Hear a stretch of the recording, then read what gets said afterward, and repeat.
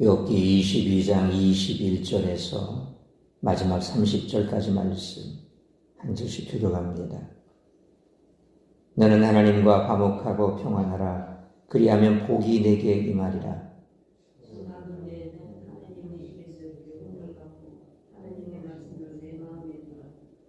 내가 만일 전능자에게로 돌아가면 내가 지음을 받을 것이며 또 내 장막에서 불의를 멀리하리라.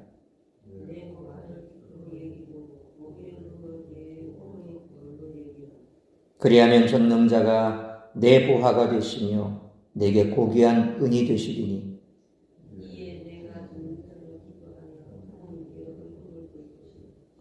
너는 그에게 기도하겠고 그는 들으실 것이며 너의 소원을 내가 갚으리라.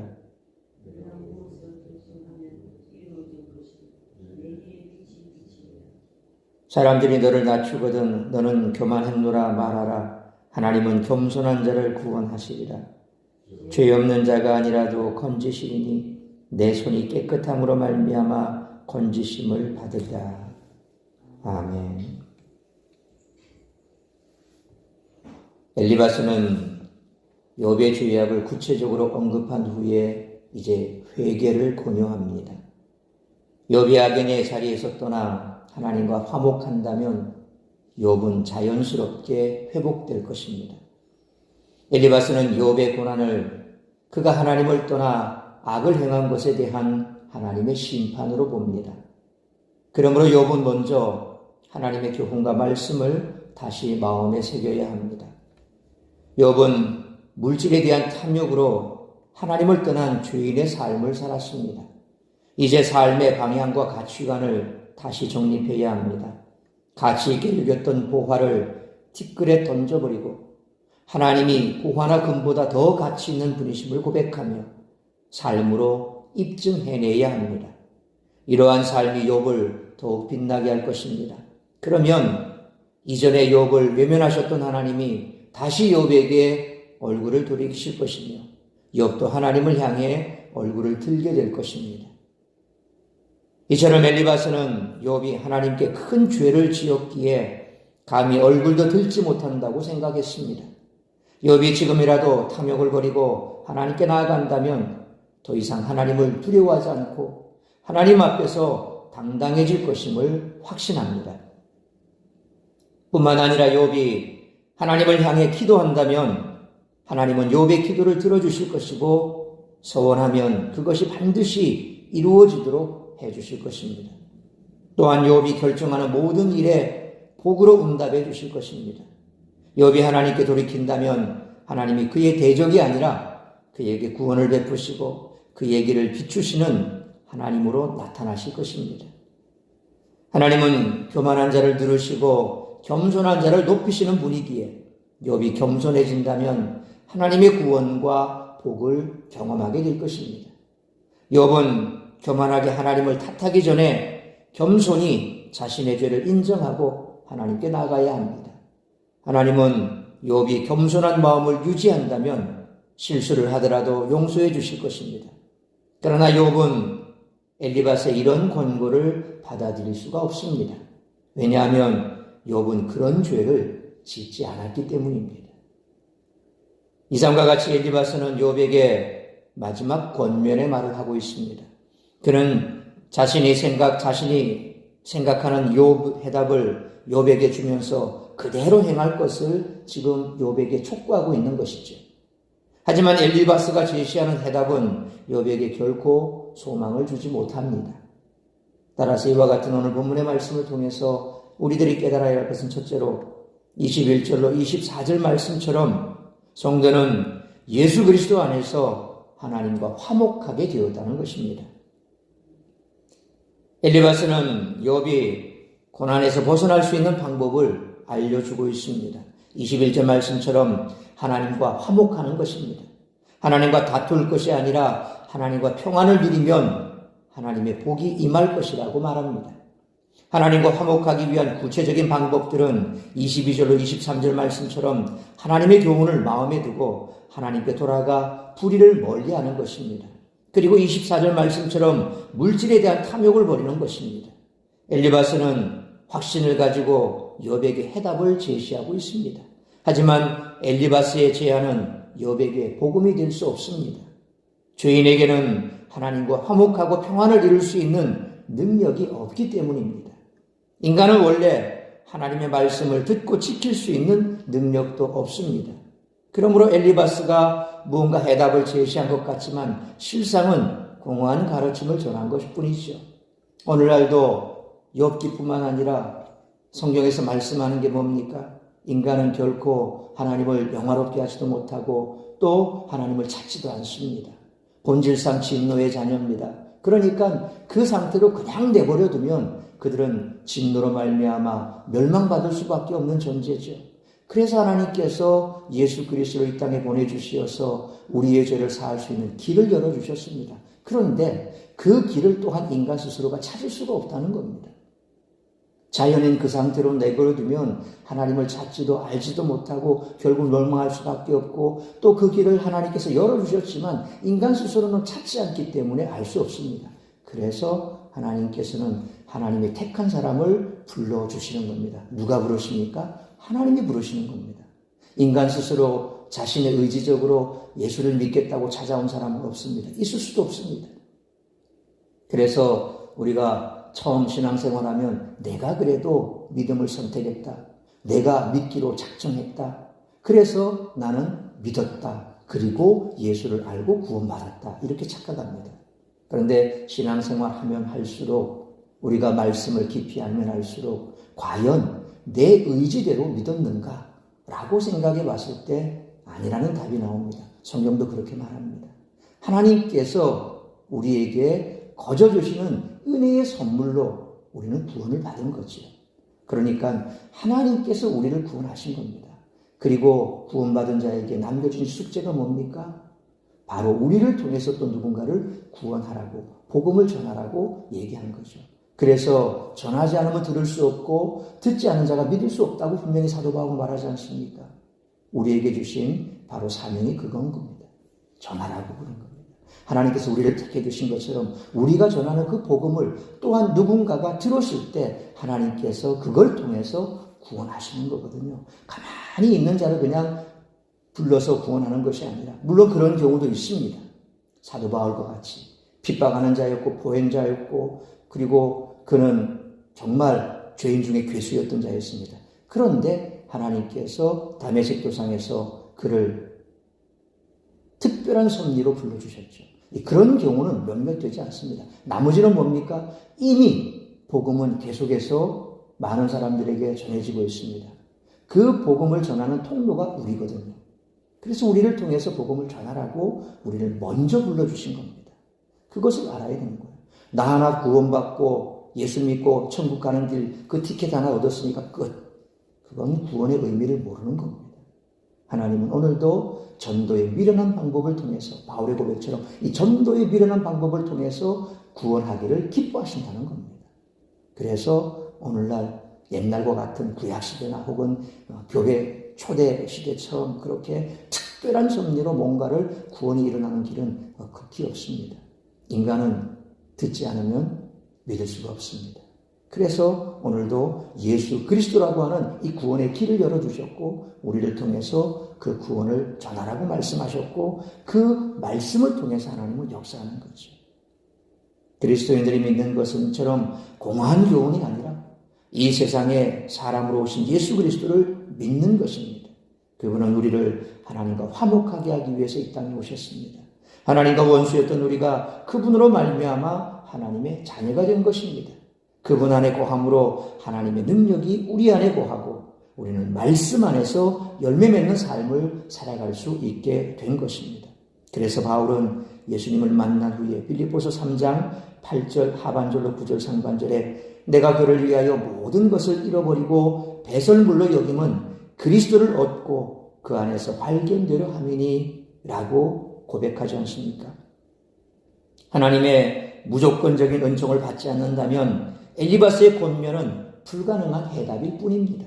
그러므로 예수 그리스도 안에서 구원받고 하나님과 화목하게 되었으므로 하나님의 능력이 우리 안에 거하고 우리는 말씀 안에서 열매 맺는 삶을 살아가는 우리 모두가 되시기를 축원합니다. 두 번째로 25절로 30절 말씀처럼 하나님 앞에서 누구나 죄인이라는 것입니다. 엘리바스가 욥에게 베푼 마지막 호의는 회개하고 돌아오면 회복되리라는 메시지를 전하는 것입니다. 엘리바스는 욥이 회개하면 25절 말씀처럼 하나님이 그에게 보화가 되어주실 것이라 그렇게 말합니다. 또한 27절로 28절 말씀처럼 기도를 들어주실 것이며 그의 길을 형통하게 해주실 것입니다. 따라서 29절로 30절 말씀처럼 다른 사람이 그를 책망하거나 나무라면 겸손히 그 책망을 받아들이라고 권면합니다. 그런 태도를 가진다면 하나님이 구원해 주신다는 것입니다. 엘리바스는 욥이 반드시 태도를 바꿔야 한다고 촉구합니다. 겸손한 태도를 취한다면 혹시 죄가 있더라도 용납될 수 있다고 권면합니다. 사실 엘리바스가 구체적으로 지적할 수 있는 욥의 잘못은 없었습니다. 욥이 무슨 죄를 지었는지 그는 전혀 알지 못했기 때문입니다. 그저 욥의 현재 상황이 그가 죄인임을 드러낸다고 확신해서 그에게 회개를 촉구했던 것입니다. 예수님을 따랐던 제자들 역시도 그런 관점에서 소경을 바라보면서 저 소경이 누구의 죄 때문에 저렇게 됐습니까? 자기의 죄입니까? 부모의 죄입니까? 그렇게 물었지 않습니까? 그런데 예수님의 대답은 완전히 달랐습니다. 누구의 죄도 아니다. 그를 통해서 하나님의 영광을 나타내게 하기 위함이다라고 분명히 말씀하셨거든요. 오늘 욥의 친구들이 바로 제자들과 같이 신약의 제자들과 같은 똑같은 우를 금하고 있고 우리 역시도 그 범주에서 별로 벗어나지 못한다는 겁니다. 교회 안에서 한번 생각해 보십시오. 잘 나가던 사람이 어려움을 겪으면 먼저 우리는 무슨 생각이 듭니까? 저 사람이 뭐를 잘못했지? 하나님께서 왜 저를 징계하셨지? 우리가 알지 못하는 뭔가가 있을 거야. 아마 대부분 그렇지. 뭐 잘 나가고 그렇게 되면 분명 죄악을 저지르게 돼 있어.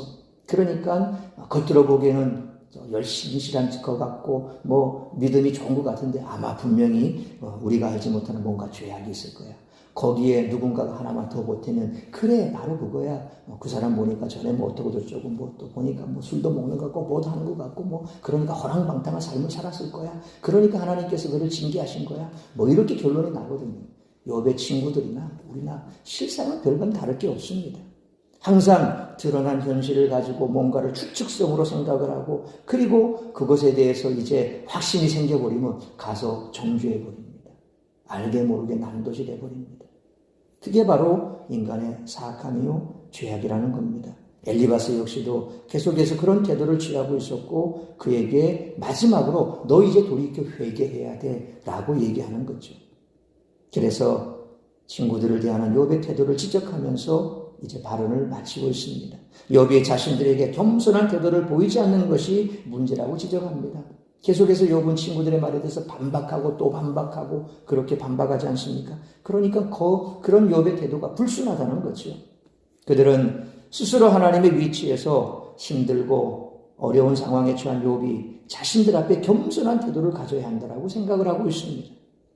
사람들은 자신보다 지위가 낮거나 힘이 없는 사람이 자기 앞에서 겸손하지 않은 태도를 보이면 견딜 수 없어 합니다. 그러한 마음이 소위 갑질이라고 하는 형태로 나타나지 않습니까? 최근에 그러한 일들이 얼마나 많습니까? 물론 뭐 요즘만 그렇습니까? 최근 들어서 그것을 빗대어서 갑질이다, 이런 형태를 갑질이다라고 딱 규정지어서 그렇게 얘기하니까 줄줄이 그런 일들이 자꾸 불거져 나오죠. 사실 이런 일들은 뭐 요즘만 있는 게 아닙니다. 인류 역사를 보면 계속해서 있어 왔고 또 앞으로도 이런 일들은 사라지지 않을 것입니다. 분명 사람들은 스스로가 남들보다 낫다고 여기면 그때부터 그 상대를 깎아내리기 시작합니다. 그래서 그 사람의 태도가 지금 상황에서 겸손해야 되는데 내 앞에 하는 태도가 보니까 고압적이다. 그러면 참 저 불순한 사람이다. 겸손치 못한 사람이다. 그러면서 또 한 번 죽여버리죠. 이게 인간의 사악함이라는 겁니다. 바로 이러한 자세는 자신을 하나님처럼 여기는 교만함의 극치라는 것이죠. 그러므로 하나님 앞에서 누구나 머리를 들 수 없는 죄인이므로 힘들어하고 또 어려운 상황에 처한 이들 앞에서 자신을 하나님처럼 여기는 교만함으로 정죄하거나 혹은 소문이나 추측의 의지에 책망하지 말고 남을 나보다 낫게 여기는 겸손한 마음으로 위로하고 중보하는 우리 모두가 되시기를 축원합니다. 사랑하는 성도 여러분, 엘리바스가 말하고 있는 회복의 모습은 예수 그리스도 안에서 성도들이 누리는 축복입니다. 예수님을 만나면 그분이 우리의 보화가 되십니다. 예수 그리스도 안에서 우리의 기도에 하나님이 응답하실 것입니다. 믿음 안에서 구하는 대로 응답받게 될 것입니다. 비록 우리가 죄 없는 자가 아니라 할지라도 예수 그리스도로 말미암아 복된 삶을 살게 될 것입니다. 그러므로 모든 사람에게 예수 그리스도만이 유일한 소망이 되시며 특별히 힘들고 어려운 상황에 처한 이들을 주께로 인도하여 주 안에서 회복되어 평안과 기쁨과 축복을 누릴 수 있도록 그들을 주께로 인도하는 일에 힘쓰는 우리 모두가 되시기를 주님의 이름으로 축원합니다. 기도하겠습니다. 거룩하신 아버지 하나님, 은혜와 사랑을 감사합니다. 오늘도 말씀으로 예배로 이 하루를 시작하게 하시니 감사합니다.